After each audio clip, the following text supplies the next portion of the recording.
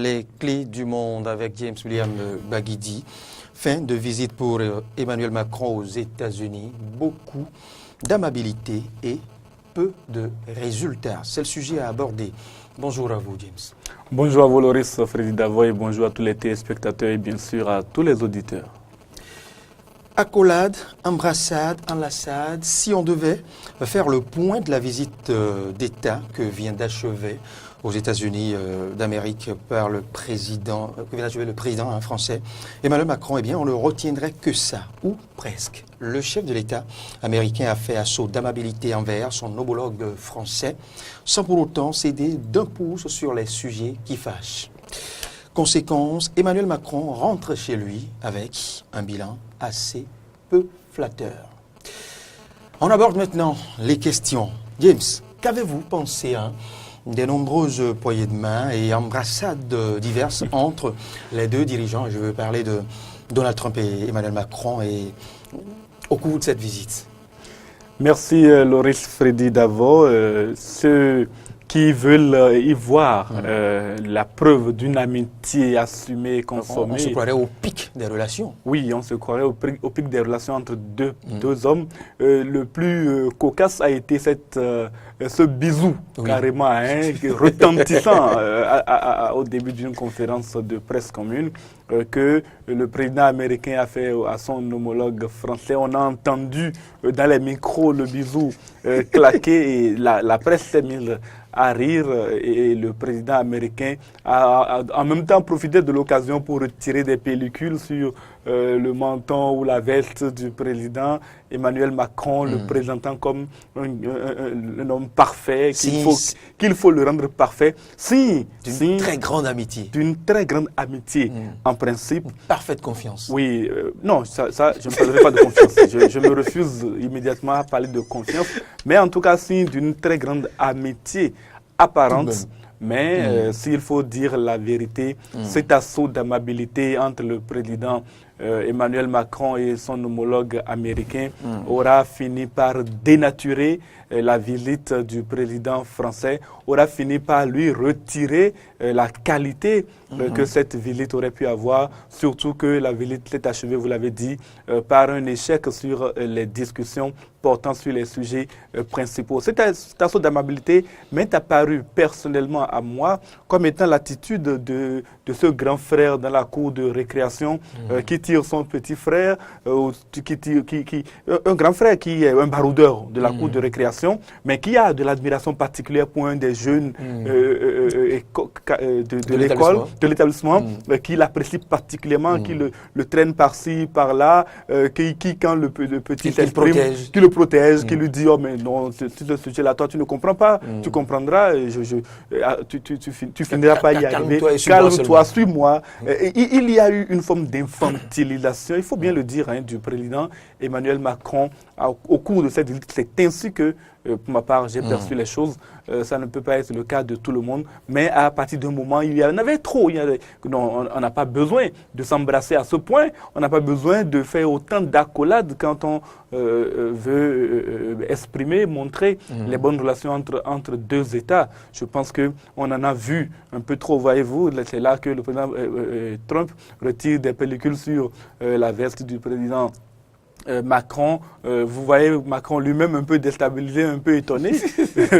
La vidéo est encore plus cocasse. Je ne sais pas si nous avons les droits d'auteur pour diffuser la vidéo. On lit la gêne dans le visage. Oui, on lit un peu de gêne dans le regard du président Macron. Et puis voilà ce qui s'est passé. En tout cas, autant d'amabilité pour moi, ça c'est devenu excessif à un moment donné, d'autant plus que dans la carrure du président Trump, et puis les propos qu'il a tenus, dont nous parlerons probablement dans quelques instants, les propos qu'il a tenus sur les sujets les plus importants, ceux qui ont tenu à cœur au président Emmanuel Macron, on a pu constater très simplement que les deux hommes n'étaient pas du tout sur la même longueur d'onde. Le grand frère a fini par dire au petit frère, oui, je t'aime bien, mais tu n'as pas raison.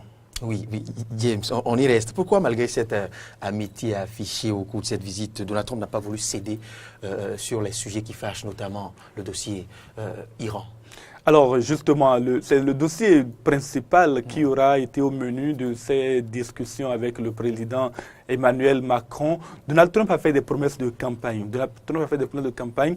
Et pendant sa campagne électorale, il a dit très clairement que le nucléaire, l'accord sur le nucléaire iranien qui a été signé il y a quelques années, entériné par les grandes puissances internationales que sont également la Russie, la Chine, les États-Unis, la Grande-Bretagne et la France et l'ONU, que cet accord était un mauvais accord et qu'il n'aurait pas dû être signé. Donc, dans ces circonstances, le président américain n'a pas jugé utile de revenir devant ses compatriotes pour leur dire, parce que je suis très ami avec Emmanuel Macron, le président français, je viens pour vous annoncer que désormais je suis favorable à ce que cette discussion sur le nucléaire iranien puisse évoluer. Je suis favorable à ce que cet accord puisse être maintenu ou qu'on puisse le renégocier dans les conditions que souhaiterait le président Emmanuel Macron. En réalité, donc, ce qu'il y a lieu de retenir, c'est que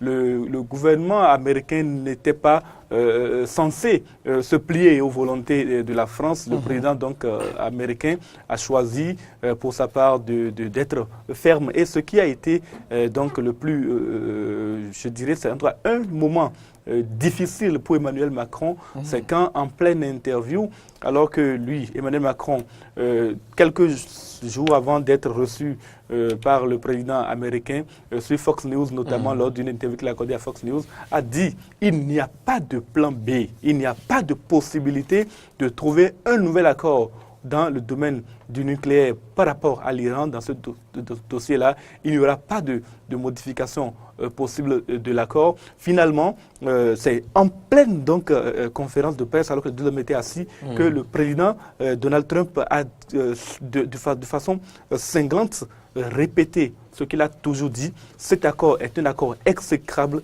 il n'aurait jamais dû être signé et donc c'est une humiliation, il faut le dire, pour le président Macron, médusé, qui peut-être s'attendait à ce que le président américain fasse preuve d'un peu de diplomatie au moins en la matière, mais non, il n'était pas question, voilà, le dit autrement, il n'était pas question pour Donald Trump, il n'a jamais montré du moins d'attitude hypocrite dans la presse. Non, il s'est exprimé de façon claire. Le fait que Macron soit à ses côtés n'a rien changé à cela. Il n'a pas manqué non plus de l'embrasser après avoir dit ça. Donc voilà ce que l'on peut retenir de cette discussion entre le président Macron et le président américain. Le nucléaire iranien, l'accord que propose désormais le président Macron ne plaît pas à l'Iran et tout ça, mais ce qui est certain, on constate bien sûr que c'est un dossier qui a fâché, qui a même contribué à une forme d'humiliation, si on doit s'en tenir à cela pour Emmanuel Macron. James William Gagidi, le président français Emmanuel Macron a prononcé un discours devant le Congrès américain, lequel discours a été très apprécié, bien applaudi. Qu'a-t-il pu dire pour déclencher cette vague d'ovation? Encore une fois, avant même que le discours ne soit prononcé, le président Donald Trump a trouvé le moyen d'en limiter la portée.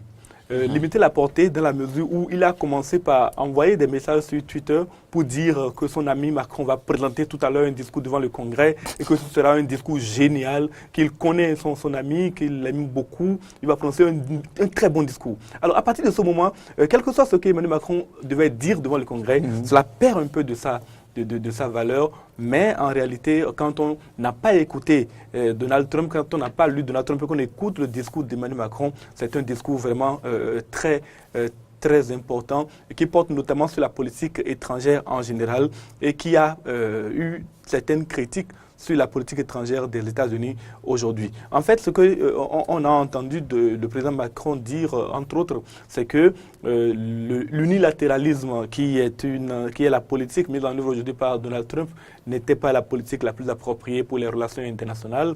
Les relations entre alliés ne devraient pas souffrir d'une guerre commerciale. Vous savez très bien que le président américain a lancé une guerre commerciale dans le domaine de la sidérurgie, notamment, en tout cas, entre autres, à ses partenaires européens, américains, tout que sont le Canada et le Mexique. Il y a également donc ces divergences qui portent sur d'autres sujets nombreux que sont notamment le sujet de l'environnement. Et donc finalement, le président Emmanuel Macron, chaque fois qu'il a été ovationné, c'est qu'il est resté dans le cadre général.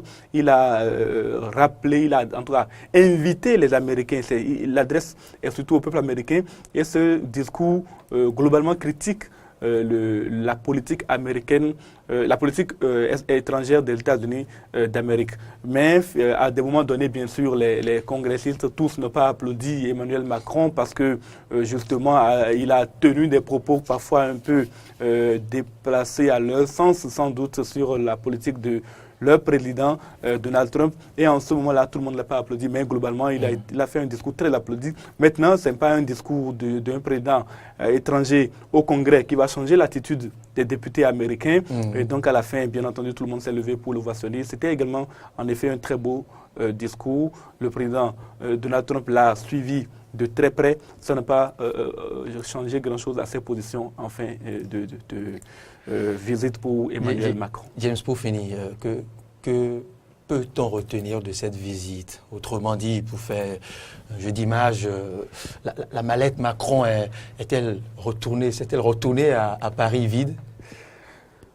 Je dirais que globalement oui, mais il faut noter que le président français a pris une nouvelle dimension, encore une fois, dans les relations internationales, grâce à cette amitié très affichée avec le président américain. Le président américain aujourd'hui est dans une posture d'unilatéralisme où il ne s'embarrasse pas d'avoir l'assentiment des amis à travers le monde, mais il est bien content d'avoir un Emmanuel Macron qu'il apprécie beaucoup, qui se laisse embrasser à tout bout de champ et qui l'embrasse aussi comme bon lui semble. En tout cas, de ce point de vue-là, le président français a gagné un ami, a gagné également un allié. En tout cas, il a consolidé les relations avec les États-Unis et ce n'est pas peu dans les relations internationales aujourd'hui. Il faut également noter qu'il y a une convergence de points de vue sur certains sujets, sur la Syrie, sur la lutte contre le terrorisme d'un point de vue global. Puis il y a d'autres petits sujets qui n'ont pas forcément été mis en avant, sur lesquels les deux hommes sont globalement d'accord, notamment sur les expériences menées par la NASA dans l'espace, puisque notamment pendant la délégation du président Macron, il y avait Thomas Pesquet, cet astronaute français qui est resté qui était encore il y a quelques semaines dans l'espace dans le cadre d'une mission conjointe des États-Unis et de la France. Donc globalement, la visite a été très agréable pour le président Macron en apparence, mais je suis persuadé que s'il devrait faire le point, lui-même si les journalistes français devaient faire, d'être dans l'honnêteté de dire ce qui s'est passé, cette visite n'était pas vraiment la plus heureuse de toutes celles effectuées par Emmanuel Macron à l'étranger. James William Gbagidi, un autre avis m'intéresse. On aurait bien aimé entendre un Poutine au soir. Oui, Poutine ne s'est pas formellement exprimé, mais on sait déjà que la Russie désapprouve le fait que maintenant Emmanuel Macron n'est plus sur la longueur, sa première longueur par rapport au discours au nucléaire iranien.